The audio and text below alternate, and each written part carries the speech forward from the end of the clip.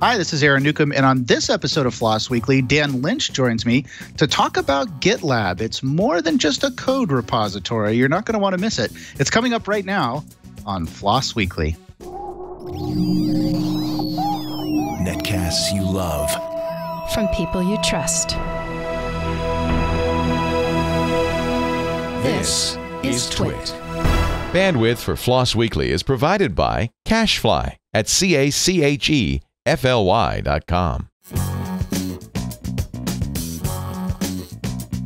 This is Floss Weekly, episode 473 for February 28th, 2018. GitLab. This episode of Floss Weekly is brought to you by Kubernetes Engine on Google Cloud Platform.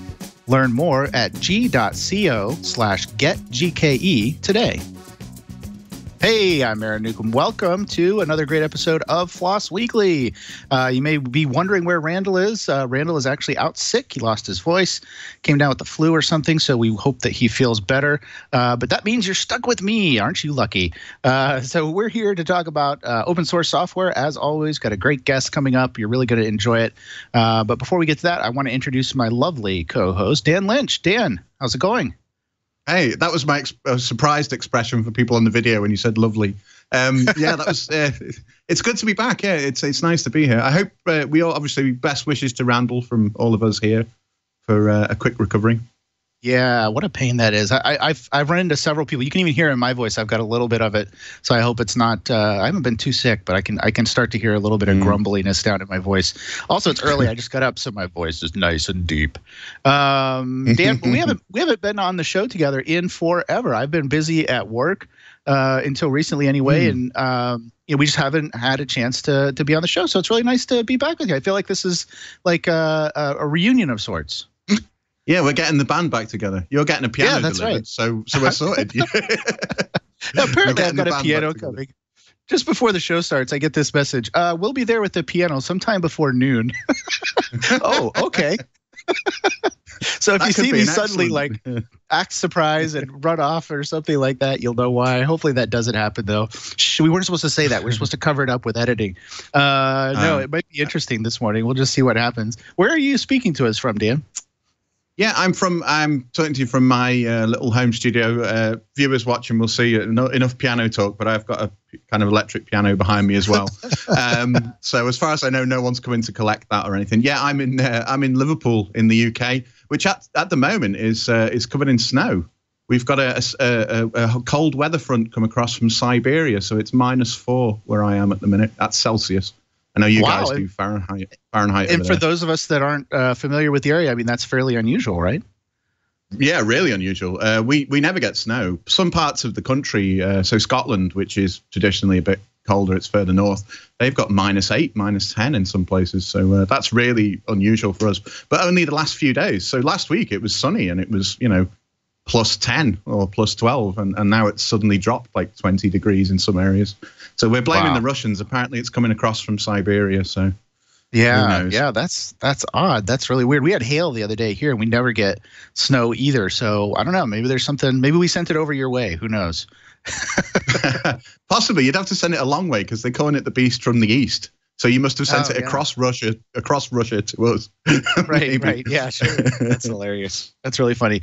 For me, as far as I am, I'm in my secret lair here, where I usually do these things from when I'm not at work. So I've got the books in the back. I've got all kinds of things. It's right out in front. I just actually was working this week on this little altimeter, rocket altimeter. I don't know if you can see that.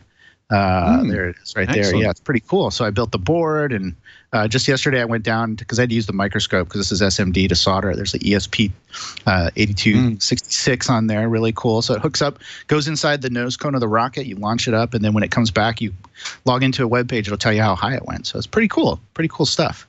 But we're not here to talk about rockets. We're here to talk about cool open source software. And our guest today is from Gitlab. I don't know. Do you know much about Gitlab, Dan? Well, I did have a quick look. Luckily, I know a fair amount about Git, and I've used that a lot. So we'll be able to talk a lot about that. But yeah, it's kind of like I suppose we'll get into this with Sid when he comes on. But it's kind of for people to get a kind of easy overview. It's kind of similar to GitHub, although it's open in a lot more ways, self-hosted, all that sort of stuff. So we'll get into the differences. But yeah, it looks really cool. It also has a lot more project management stuff going on. And other things you can bring in. So great for teams who are developing software, maybe in different locations around the world, or anybody who wants to plan and execute a project, really. Yeah, and I think that last part is key, right? It's for all those people that are doing DevOps out there that need to iterate quickly. And what I like about it is they seem to be getting into deploying software, as you were alluding to there, and helping get these projects over the fence. And so I have a lot of questions about that. But before we get to our guest, would like to thank our sponsors. So let's talk about our sponsor today. This episode of Floss Weekly is brought to you by the Kubernetes engine on Google Cloud Platform. When you're building an application, you need it to be secure and always evolving. With Kubernetes engine, developers can easily deploy containerized apps on a fully managed service from Google Cloud Platform.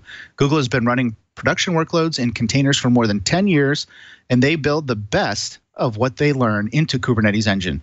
Kubernetes engine combines automatic scaling, updates, and reliable self-healing infrastructure with open source flexibility, yay, to cut down on your deployment cycles and move your idea to production quickly and reliably. Kubernetes engine also handles scheduling deployments for your workloads to maximize resource optimization so you can focus on your apps. And they do auto scaling, which allows you to handle increased demand for your services and will scale back down during the quiet periods to save you money. Google is the only hyperscale cloud platform to offer an SLA for customers running on Kubernetes. It's also backed by experts on Google's security and reliability engineering team and is both HIPAA and PCI compliant. Worried about getting locked in? With Kubernetes engine, you're free to take your workloads out and run them anywhere. Kubernetes is supported. Love it. You can learn more about Kubernetes engine at g.co/getgke today. That's g.co/getGKE. One more time, g.co/getGKE. And we thank them so much for their support of Floss Weekly. Back to the show. Actually, if you don't know much about Kubernetes, we actually did a few episodes, or a few different episodes of Floss Weekly on containers and Kubernetes. It's a great library that we're developing here of interviews with open source folks. So you might want to go take a look at that if you don't know much about Kubernetes. That's a little bonus for you today. And speaking of bonus, we got a great bonus today. We're going to be joined by Sid Zabranji. I hope I said that right. He's CEO of Gitlab, and he's got a broad background in open source. So we want to bring him in right now. Sid, are you there? Yeah, thanks for having me. Hey, Sid. Good to talk to you this morning. Where are you speaking to us from? San Francisco. San Francisco, just down the road. Great. Well, it's great to talk to you. Why don't you give us a little bit of your background actually in the open source world before we get started talking about GitLab? Sure. One of my first companies was kind of open source. It was a while ago, and I saw a GeoCities page for someone that was making infrared receivers, and it was 99. Or it was earlier. It was 97. And it was just the MP3 hype was getting started. People were, for the first time, playing music on their computers. And they wanted to hook it up to their stereo and skip to the next song. And this guy had a GeoCities page for a homemade infrared receiver. So you can skip to the next song on your computer with the infrared remote you already owned for your stereo. And he said on the page he wasn't selling them, but he was selling them on the local university marketplace. So I figured that if he took the time to announce that he wasn't selling them, there was probably demand, and I started buying those from him and selling them. I think the first one I sold, asking people to send dollar bills in an envelope. And because it was open source, it really took off, and we made a business out of it. So that's how I earned money through my student years. I later on did different things. I built submarines and other things that doesn't have anything to do with open source. But I came back into programming, and I fell in love with Ruby and Ruby on Rails. I became a developer. And then at some point I saw this project called Gitlab, and it was 1 year old. It had 300 contributors at that time, and I opened up the code base, and it was just beautiful. It was idiomatic Rails. It was very how you'd expect a Rails project to look, instead of a hobby project where people kind of try to do experimental things with their new things. So I was really excited. I posted on Hacker News, like, hey, do people want to use this as a service? Started gitlab.com. And that's how GitLab got going. It started as open source in 2011, and it was version control at the time. And now GitLab is grown. It's not just version control anymore. It is everything from planning an application, creating it, packaging it, releasing it, configuring it, and monitoring it, all in a single application, single data store, single interface. And that's taking off. It has a lot of organic adoption. Over 100,000 organizations are now using GitLab. And tell me again, what year or when was GitLab actually first put into the public domain? Yeah, so Dimitri, my co-founder, released it in 2011. And at that time, after a year, it had 300 contributors.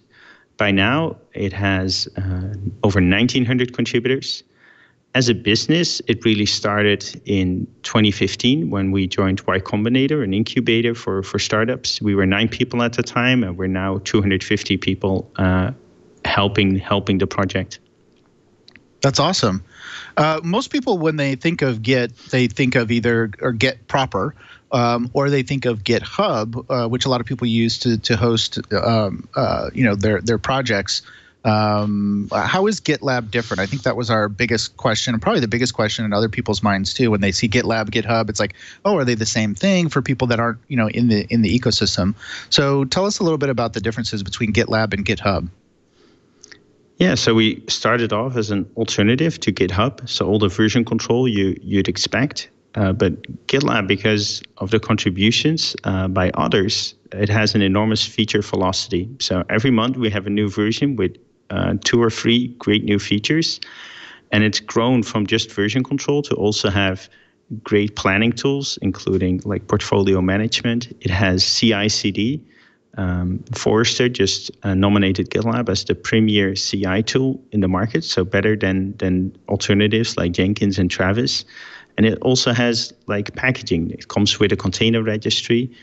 It has release management. You can define different environments, and if you push your code, GitLab figures out what programming language it is. It builds it. It tests it. It tests the code quality of your code. It tests whether the code is secure, whether it contains vulnerabilities. It tests the performance. You can deploy it to different environments. You get if you pair it with, for example, Google Kubernetes Engine, which is sponsoring this show, which we think, by the way, is an excellent product. If you use that, you get a review app. So you can, for every change you made, for every branch you have kind of a staging environment with just that change. And it also does monitoring, because we think you shouldn't deploy into a black hole. You should get feedback about how it's performing. So out of the box, GitLab ships with Prometheus to get you those metrics. Oh, that's fantastic. Prometheus is a great tool.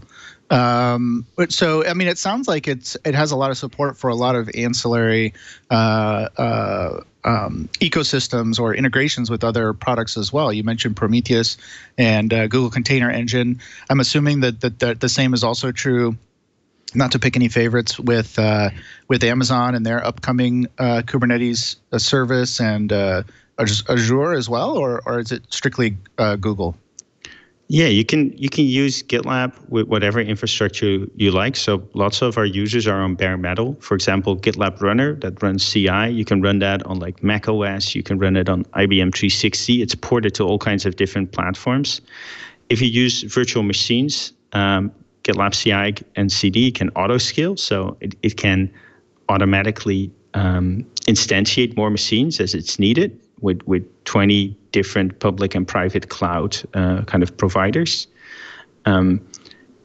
We think the future is clearly Kubernetes. So you can add Kubernetes clusters to your projects and groups in GitLab, and you can say, look, this cluster is for my staging, this is for my production, and GitLab will make sure it runs the tests and deployments in the appropriate cluster.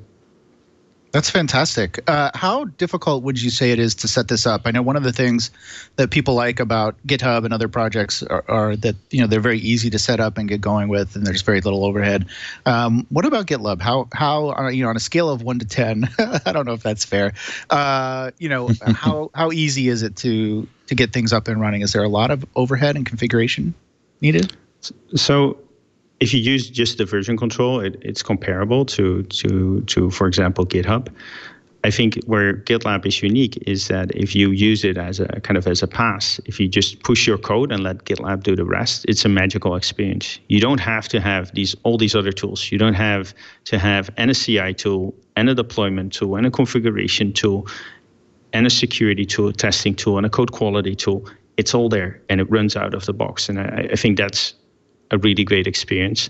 Another thing that's really great about GitLab is that you can also self-host it. So lots of our users choose to self-host, and we've invested a lot of time to make that a great experience. For example, a couple of months ago, I went in a kind of live streamed video. I went through that experience again to remind everyone in GitLab how important that is a very, very good experience. And now we're focusing a lot on making that experience of adding a cluster and using Kubernetes to make that seamless. My co-founder Dimitri is going to spend the entire second quarter of 2018 on just making that better. Yeah, that's fantastic. I mean, Kubernetes has really taken off, obviously. We call it the de facto standard at this point. I know there's a couple analysts that are going to scream at me about saying de facto, but it really is. I mean, it's everywhere. It's everywhere. I mean, Docker, announced support for it. Amazon's coming out with their service, and Azure already has a service, and Google now has a service. And they've been deeply involved in Kubernetes from the very beginning. And it seems like everybody is moving away from the other orchestration tools into Kubernetes. So we'll see what happens. But for right now, that's definitely seems like the direction that people are going. So it's fantastic that you're actually working on building out Kubernetes and making it your integrations even stronger. What about the trends in the industry? What trends is GitLab trying to address? I know that when I was at New Relic, we saw a huge trend in enterprise companies shifting away from waterfall to DevOps.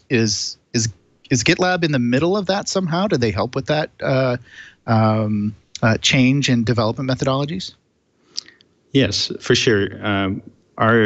If you open our homepage, the first line you'll see is complete DevOps. People acknowledge that Agile is great for development, but you don't just want the development to be agile, you want the QA to be agile, you want the operation team to be agile, you want the security team to be agile, you want the planning to be done in an agile fashion. So you got to have a broader scope when you iterate quickly. So we want to make the entire scope from planning to monitoring the effect in production. We want to enable that. And with GitLab, there's over 100,000 companies kind of putting their best practices into GitLab and having it all as one seamless experience in one single application. And that is appealing to a lot of our users and customers, because what they used to have was 10 different applications that they have to integrate themselves. They were responsible for making that happen. And they were different applications. Like, if I want to see how something was doing, monitoring it, I had to go to another app. And that was run by operations. I might not even have access. And my deployment tool didn't know how the monitoring was affected. What we'll introduce this year in GitLab is automatic rollbacks. If the monitoring says this is not going well, in your merge request, you'll see like, hey, this is a metric that went wrong. And GitLab rolled it back automatically for you. Things like that you can only do if it's a single application. And it just takes the tediousness out of a lot of things. In GitLab, if you push your container from your CI build to the container registry knows who you are, knows what your authorizations are. You don't have to create a project. You don't have to pass credentials around. It's a seamless experience. That's fantastic. I mean, that's a huge time saver, which is really the ultimate problem, I think, with DevOps when you're developing more quickly and throwing out revisions of code more quickly. You have to be able. You can't spend time logging into different tools and trying to reconcile, what this tool is saying versus what this tool is saying, or did the deployment actually happen? I don't know. I got to go check this other tool. Like, that's super frustrating. I mean, there comes a time, I think, when these point products lose their effectiveness because they're only solving one little piece of the puzzle instead of really trying to address everything holistically. Exactly. That's fantastic. That is the big problem. The tools are optimized, but you reached kind of a local optimum where the tools themselves are pretty good. But the problem is the handoffs between the different tools. First, I do the code, and then I do the quality checks, and then I go to security, and then I go to operations. That introduces lag, latency. And that's why people cannot have that cycle from planning to monitoring as fast as they want to.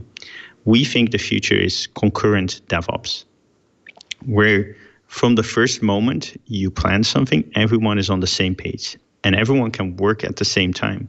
So it's not that you hand off your code to the security people. No, the security people are able to see what potential security issues are in your code from the first moment you push. And that's all to make sure that people can work at the same time. And with GitLab, people can reduce the time it takes to do the DevOps lifecycle by a factor of about 3 on average. So, and if you can make that faster, you can get the feedback of your deploy, and you can base your next step on what you've learned. So making that faster, that is why people switch to GitLab. Yeah. Yeah, I really like what you're doing, and the fact that you're broadening beyond just managing the code to actually solving some of these other problems. So we talked about comparing you to GitHub. I mean, who else would you say are your competitors in this space, or who else who else would our audience maybe compare you with to get a better idea of what's in this particular market? Yeah, so typical competitors are GitHub and Atlassian. But we really think that, and it's two different things, where Atlassian has kind of a suite of tools. They don't cover everything, like they don't have packaging, they don't have monitoring, but they have options for a lot of the other phases. But what you get is different apps. It's not a single application. You got a different interface. You get those handovers between the tools. It's not a consistent experience, and not everyone is on the same page.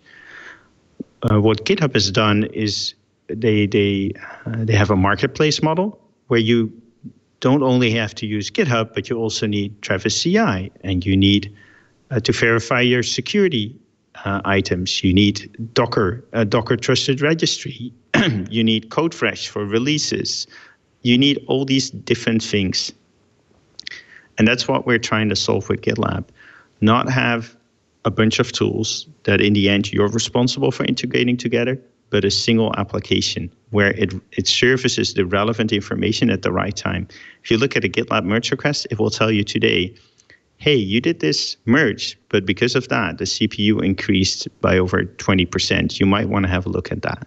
And I think that's really powerful, that actionable information at the right time.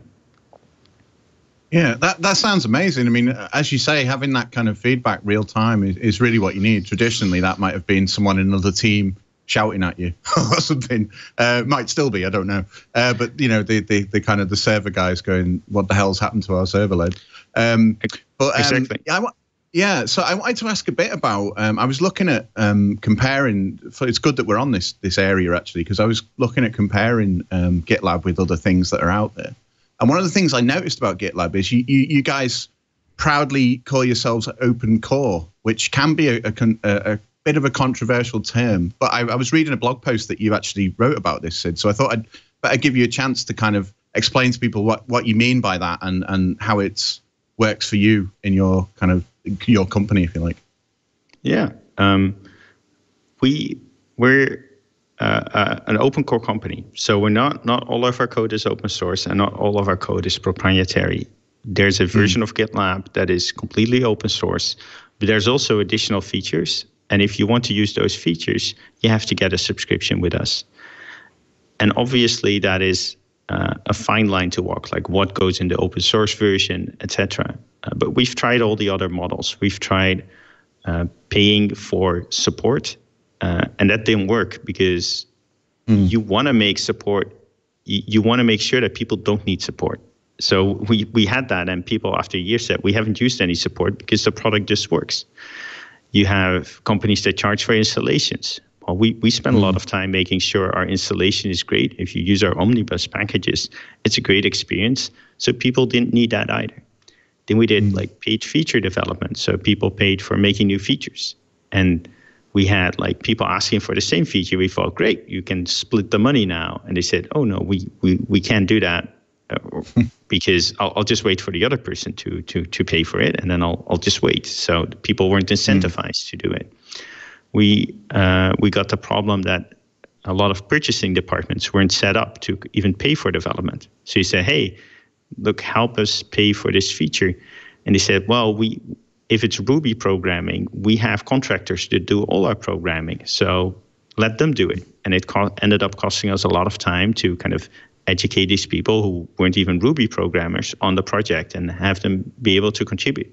And then there's a lot of things that people don't normally pay for, like improving the performance, improving the security, packaging, documentation, refactors. Those are all things that it was really hard to find companies that did it. So we switched to this model of licensed software, which is familiar to a lot of companies. They're used to it, and it works a lot better. And now the hard thing is deciding for every new feature, where does it go? Like if it's in the open source edition, we never take it out. But of new features, we look at it and we say, look, is this useful? Is this also a thing that is very commonly used by smaller organizations, or is the sweet spot for this feature larger organizations? Not that smaller organizations don't use it, but it's really beneficial if you have a lot of people. And based on that, we make it open source or proprietary.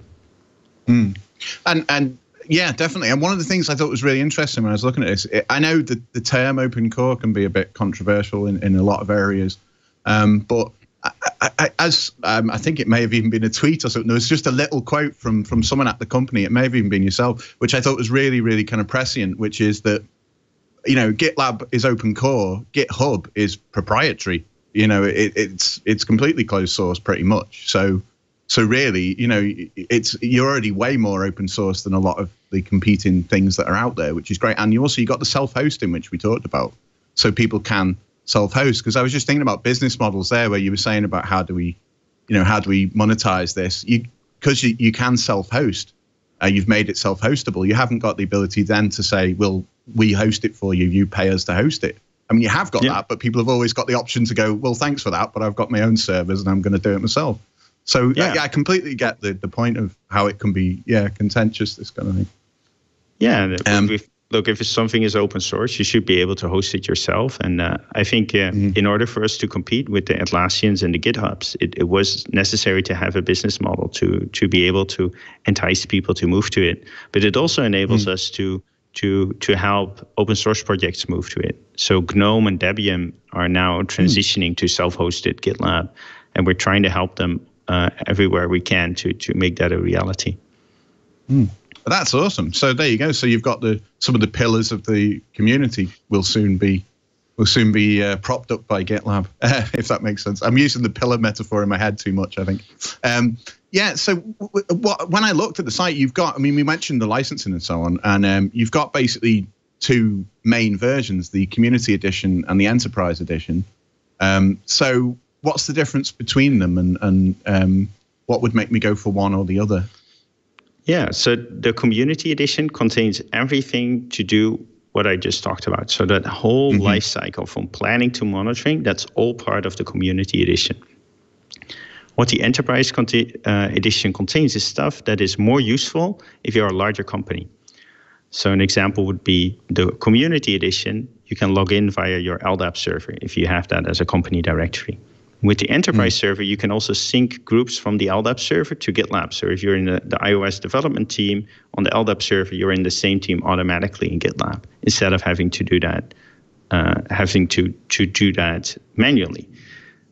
Those are the type of features we put in the enterprise edition.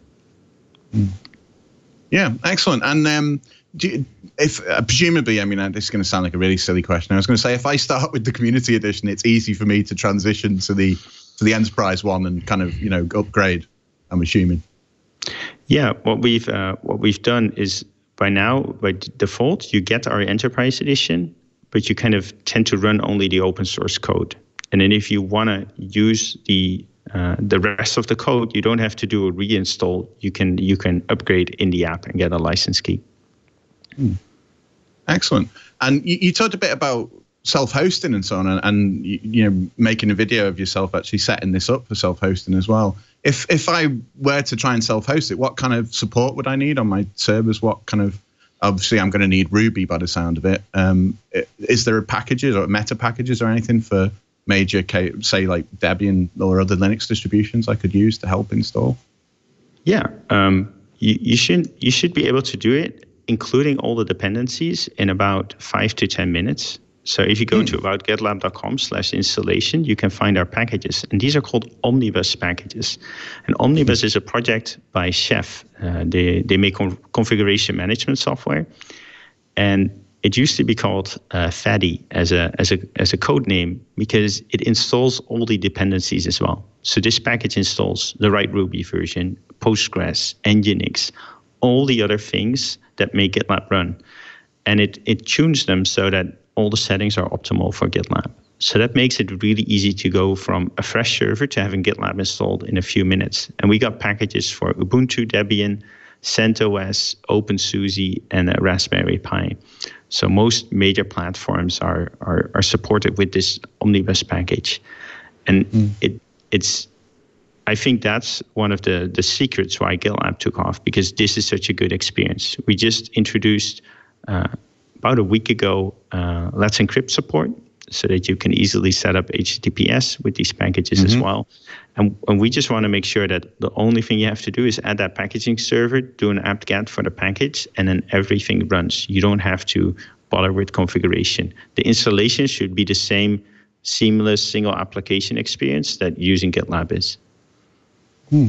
That sounds awesome. I mean, that's just the sort of thing that you want as someone trying to set up the server, obviously. And I think the really cool thing is that obviously you guys are you're using this product yourself as well, so you're kind of eating your own dog food, if that's the right term I think they use. Yeah, exactly. So you're experiencing what it's like to set this up and then going, how do we make this easier for next time? And then you can pass that on to people who are self-hosting.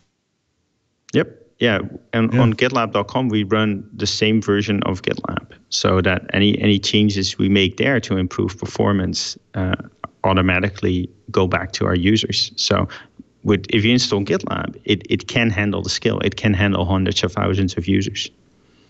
And you mentioned that, I mean, it's based, I was looking at some of the history of the project. It's based on Ruby and Go as well. So you mentioned that you liked Ruby on Rails, and historically you'd had some use of that. Why was that chosen as the kind of platform? Was it just that you liked it, you'd used it, or were there some technical points to it that you thought would help? Yeah, so my co-founder Dimitri chose it when he started the project because he wanted to learn it and get better at it. He was a PHP developer. He was living in the Ukraine, and none of his friends were doing Ruby, but he thought it was the future. So he started it in Ruby on Rails. He did a super good job. Over time, there were some things where performance really matters. For example, Gitlab, our libraries or our server for the Git repositories, it's written in Go because it tends to have a better performance, and the multi-threading is really nice. And then for the front end, we settled on Vue. So the front end pieces that you interact with a lot, we're now making into kind of single page applications. So that combination of using whatever makes sense pragmatically is working really well for us. And I was interested when you said that you've got packages for the Raspberry Pi. I'm just wondering who runs their whole DevOps thing on a Raspberry Pi. That sounds really cool, actually. Not maybe a little risky, but also quite cool. Do many people use the Raspberry Pi edition? Do you know? Yeah, people use it. GitLab kind of wants a bit more memory than is on a Raspberry Pi, but it still runs, and people run kind of a home server. They have their repos on there, and it has the same backup tools that regular GitLab has, so it should be safe. So, how many people are involved in the kind of development? Because you must have quite a team of developers behind this, I would think. Yeah, so over 1,900 people contributed to GitLab. In the last release, we had over 90 improvements contributed by people that don't work for GitLab, the company. And at GitLab, there's about 100 engineers that contribute to GitLab. Excellent. So you've got involvement from the community a bit as well, which also links back to our whole open source benefits kind of thing before. Yeah, and it's not just code. It's also all of our features that we're thinking about, our entire roadmap, even the features for the proprietary edition, they're all on a public issue tracker. So people chime in there with their use case. So it's really great. Like if we talk to someone and they have a need, we open up an issue and everyone discusses there.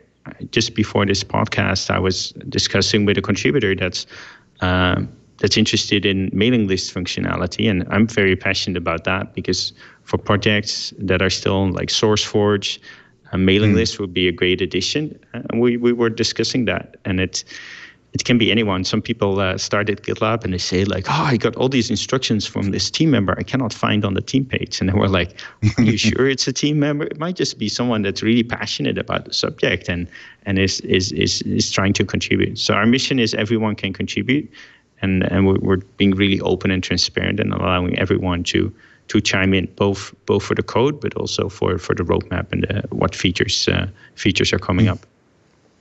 So if people do want to contribute, do you have a contributor agreement that they have to sign or anything before they do that? So we used to have this agreement where you kind of signed over the copyright to us, and then Debian moved to GitLab and they said, well, this really doesn't work. What we want is a developer certificate of origin, a DCO, where you keep the copyright yourself, but you just say, hey, I really made this. I own the copyrights on it. And I'm licensed. I'm okay with having it licensed under, in our case, the MIT expat license. And so we changed that out. We had a lawyer review the things. We changed that out and made the Debian people happy with contributing to GitLab. Excellent. And it's, I mean, they must be. It must have been quite well embraced by the community and so on. Because I mean, as you mentioned, like Debian, for example, is historically a very conscientious project, for want of a better word, about things to do with licensing and so on. So I mean, that's a really good sign that they're happy with this. Yeah, we were really happy with that. And obviously, it's not just Debian contributing, benefiting from this. Everyone that now contributes to GitLab retains the copyright on their code. And I think, that's a better way, and that's how open source should work. So we've got a question from the chat room, sort of, not really. Randall chimed in. Randall Schwartz chimed in with the question. He wants to know: are there tools to migrate my entire setup from GitHub to GitLab? Is it easy to fork over what I'm doing from one platform to another, or Atlassian or any of the other ones? Yeah, for sure. We got importers for 7 different platforms, but the one that imports from GitHub, because that is a really common case, is really good. So it imports not just the repositories, not just the wikis, but also your milestones, your users, your labels, your comments. So it's a really good importer. If you do it from GitHub Enterprise, self-hosted, it works beautifully. If you do it from github.com, sometimes they throttle the API a bit, so you got to give it a bit more time. But it can import in really high fidelity. So totally recommend that. Yeah. Also, I'm taking a look at your website, your customer website specifically. I mean, you've got some fairly big names on here, some fairly big logos. I think you mentioned it before. Some great customer stories, but I see Comcast on here. Reddit we mentioned before. Sony. NASDAQ. I mean, these aren't small shops. Talk about scale for a minute. I mean, how do you scale when you're doing? I mean, I know it. I can't give details, but like when I was at New Relic, we had customers that were doing 15,000 commits a day, which seems crazy, but that's the world we live in now. So how do you handle a scale of a project like that? Yeah. So what was surprising to me, I started Gitlab.com first, but it was the enormous, like Fortune 10 companies already running GitLab self-hosted that really surprised me. And we've embraced that, and we've made it work for them. That's why the code that runs on Gitlab.com is the same code they use. I talked to a huge user yesterday. They have over 12,000 users on GitLab. They download 15 to 20 terabytes of code a day, like Git clones from that installation. It's just a massive adoption. If you Google GitLab, is it any good? You'll find some stats from other companies that say of the self-hosted Git installations, they see GitLab there at least 2/3 of the times. So 2/3 of the companies self-hosting Git use GitLab for it, and that is all the names you'd expect. Wow, that's fantastic. Sometimes it's hard for individual or developers working at smaller companies to grasp the scale in terms of why this type of software is suddenly becoming very, very important for people. And I think it's the move to the cloud, I think, is really accelerating the speed of development that's happening. Would you agree with that? Are there other industry trends that are kind of leading towards us getting to this point where it's just so fluid and so fast paced? Are there other things going on, or is it mostly the cloud and containers? Yeah, no, I totally agree. I think every company is becoming a software company, and the pace of business is accelerating. And to move faster as a business, therefore you need to improve the pace at which you deliver software. So getting that DevOps lifecycle, making that faster by working concurrently instead of doing those handovers is essential. And I think that's why GitLab's adoption is greatly increasing. Yeah, for sure. Well, we're about to wrap up here. It's been a great conversation so far, but I did want to give you the opportunity to bring up anything that perhaps we've missed, or something that you wanted to mention in terms of, like, maybe even before we get to that, maybe we should talk about what's coming up. Like, what features are you working on now that you might want people to know about it, if you can tell us? Yeah, well, I can tell you because our entire roadmap is public. So if you go to aboutgitlab.com/direction, you'll find all our upcoming features. Things that I'm super excited about, the Gymnasium integration. We acquired this company called Gymnasium that has the best database for vulnerabilities in open source software, and we're integrating that very closely with GitLab. Another thing is external repositories. GitLab is used a lot for CI and CD, but until now, you had to also host your code on GitLab. But we want people to be able to adopt any part of GitLab they want. We want you to give the parts you want instead of forcing you to adopt all.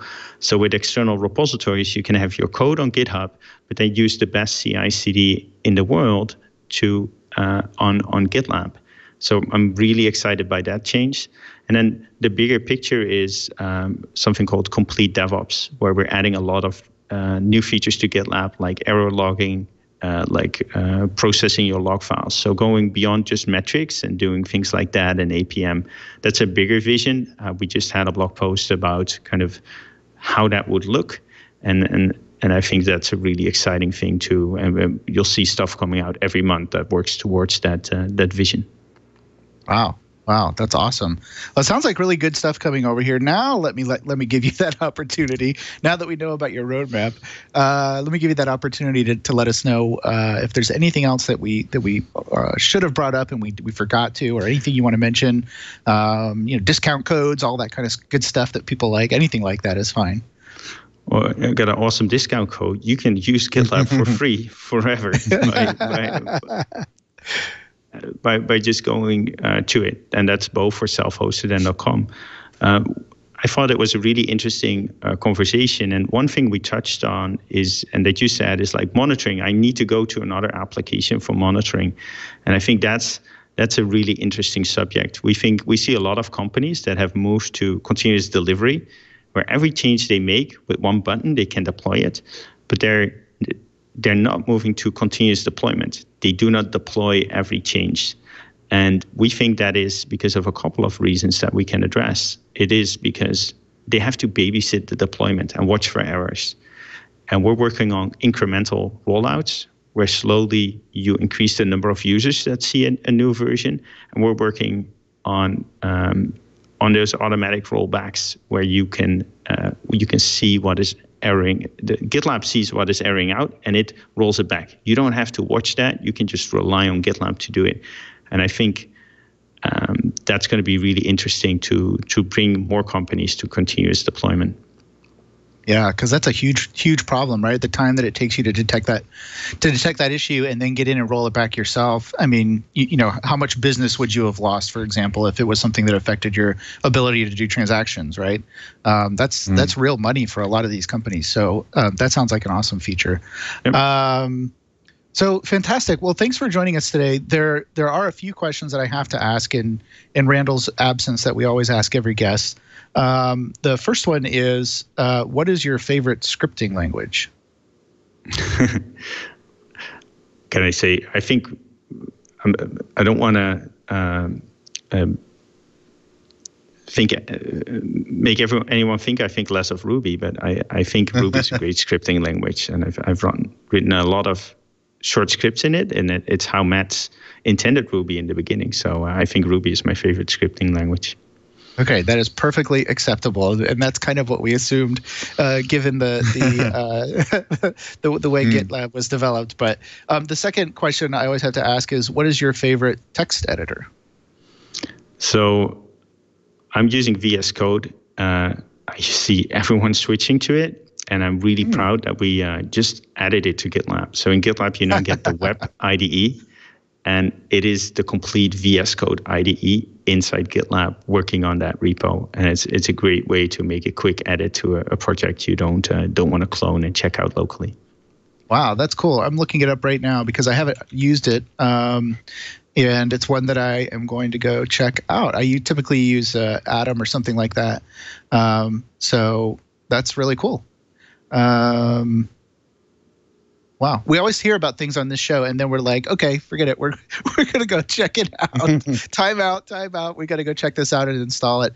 Well, GitLab is certainly one of those projects that I'm sure a lot of people that are doing this type of work are going to go check out. And I really, really appreciate your time coming on the show today to give us an overview. And wow, it sounds like you're really doing really exciting things. So yeah, thanks for coming on. It was great to talk to you, Sid. Pleasure was all mine. Thank you very much for having me. All right. Thanks, Sid. So that was GitLab. Dan, any initial reaction to GitLab? What do you think? Yeah, it sounds great. I mean, I hope I didn't sound too much like I was going bad cop there, because I knew people would ask about open, because they use the term open core, and it's got this weird. I know it has a bad connotation for a lot of people, but actually, one thing that Sid kept saying, which I wanted to give him the opportunity to say, basically, was that it's the same code running, on between the versions, if you like. So it's not, it's not a kind of a bad open core kind of implementation. That makes sense. But anyway, off of the political points, it sounds like a great tool, yeah. And I'm going to have to look at it myself. You just mentioned that we always talk about this, but I mean, I think we all probably these days use Git anyway, but I mean, I have used separate things for deployment and all these other things, and then monitoring and so on. And I can totally see why this would be a real improvement. As you said, you just do not want downtime for any reason. And if this helps with that, which it seems to, then it's good. It's all good by me. Yeah. So eliminating downtime, tool consolidation, and just the efficiencies that you get from having integrated CI/CD into your tool chain, into your workflow rather, is huge. It's the reason that when we first, it was weird because when we first started talking about this, about having them on the show, we had customers that were using them as opposed to GitHub, and I always wondered why. And this is exactly why. This is what they need to do. So some of the things that he mentioned, I was so excited when I started researching the show. We don't always do great research. I'll be the first to admit. I don't always look up go to every website until maybe a few minutes before the show starts, just because I'm busy. But this one I actually had time, and so I went out and looked at it, and I was so impressed. I actually applied for a job there. So maybe I've got it in now. I don't know. Yeah, I was so excited about it. I'm like, wow, this company is doing fantastic stuff. They're the future. I want to be involved with it. So we'll see how that goes. But that's how excited I was about it.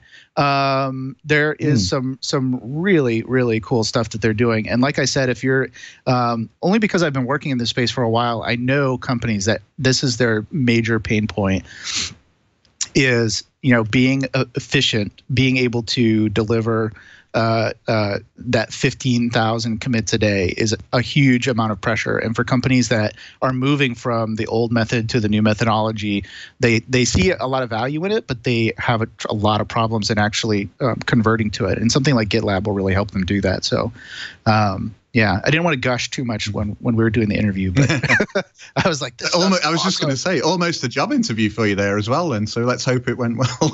Yeah, we'll see. Yeah, I'll call Sid up afterward. Hey, Sid, give me no, I'm just kidding. No, that's besides the point. But that's how excited I am about it. I think it's really, really cool. Talking about being excited about things, we should talk about what's coming up in the future on Floss Weekly. Mm-hmm. It's always a challenge to do those transitions. We've got some great shows coming up. We're going to be talking about Gitcoin. That'll be coming up on March 7th. You can imagine what that's about. Cryptocurrencies, all the big hotness right now. And then we'll be talking about Susi, which is coming up on March 11th. We'll find out what's new in Susi land.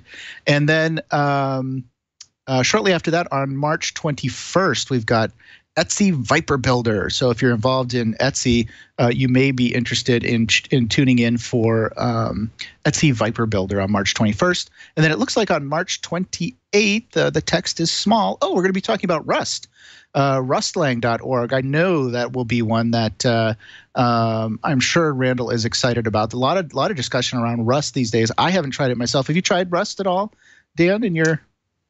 I've got to be honest, I haven't really. I've had a brief look, but I haven't tried it in anger, unfortunately.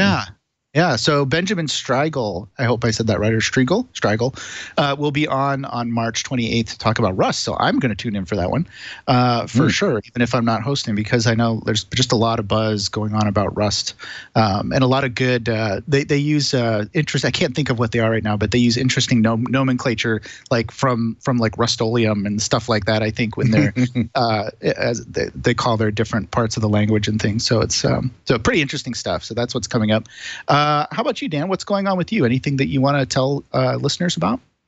Yeah, I mean, I wasn't expecting to be on today. It's quite fortuitous, really. I've been talking on the last few shows that I've been on about an event that you'd probably be interested in, actually, Aaron, which is Liverpool Make Fest, which is a great event. We have about 4,000 people in the library, Central Library in Liverpool. It's a really nice, big event over 4 floors.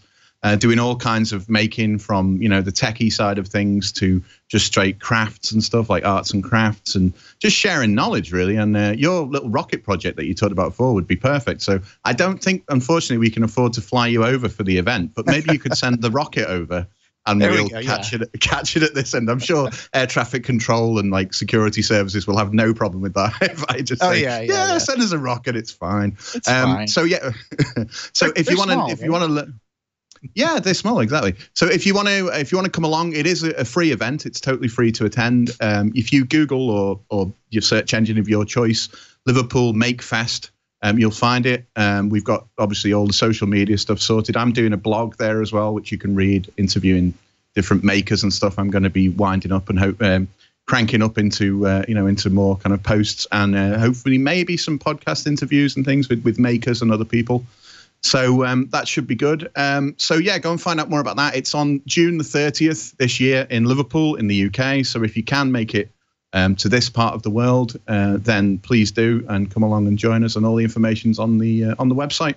And besides that, just find me on Twitter or other places, and we can talk about it.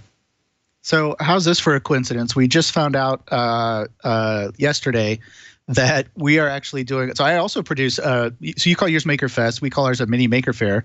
We produce one here in conjunction with the Makerspace that I run, and we just found out we're going to be hosting it over at the county fair, the Solano County Fair, on June 30th. June 30th and July 1st. Yeah, so coincidence. We must be in sync somehow because we're both doing maker events on the same day. That's hilarious. Yeah, we've had some people from a makerspace in Germany, in Berlin, who want to link up with us live on the day, and possibly one in China. So maybe if I can hook up some kind of live link, we can have a global spanning maker, event kind of thing. Yeah. Berlin, cool. Is that C Lab? Maybe, I can't remember now. There's some huge makerspace. There's a few. Yeah, I've been there. I've been there actually. It's a great makerspace. Or actually, I tried to find it. I couldn't find it when I was looking for it. But I talked to the folks there. It's a great makerspace. So that's fantastic that you have them involved. We'll have to chat offline, and we'll have to help each other out as we plan for our events. That'll be awesome. In terms of the stuff that I'm working on, I always take the opportunity to make sure you know about my book, Linux for Makers. You can find that wherever books are sold. Maybe not actually, but wherever good books are sold, at least you'll be able to find that on Amazon and in bookstores and things like that. So please check that out. If you're a maker and you're new to Linux, like you just picked up a Raspberry Pi, you don't know anything about the command line, this book will help you get from zero to hero.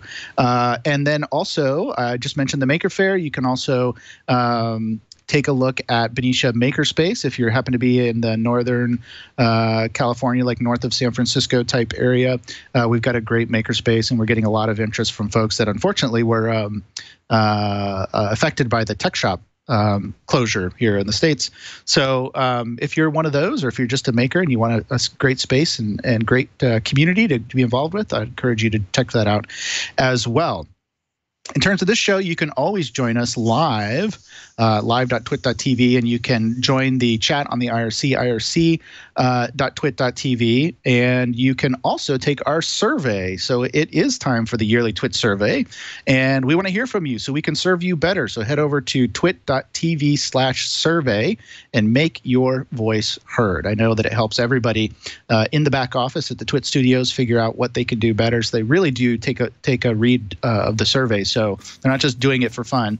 They really want to know your opinion. So do check out that survey. If you haven't filled it out yet, please do, and that'll help them out.